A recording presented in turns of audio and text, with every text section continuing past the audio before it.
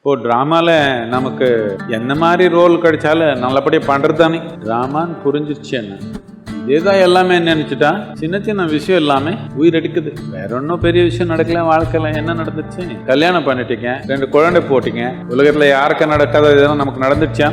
என்னன்னா நாம டிராமான்றதே மறந்து போச்சு. முதல் நாள் கல்யாணம் பண்ணிக்கிறப்போ அவ்வளோ உங்களுக்கு ட்ரெஸ் பண்ணது என்னத்துக்குன்னா இது டிராமான்னு நீங்க புரிஞ்சுக்கணும்னு புரியலையே. அப்படி இதே உண்மை நினைச்சுட்டா டெய்லி சின்ன சின்ன விஷயம் எல்லாமே இப்படி போர் மாதிரி நடக்குது. ஓ இது என்ன நம்ம வாழ்க்கையை டிராமான்னு சொல்றாங்க சத்குரு? இல்ல, ஒரு நாள் திரை கீழே போட்டப்பதான் தெரியும் உங்களுக்கு. அது வரைக்கும் புரியாது.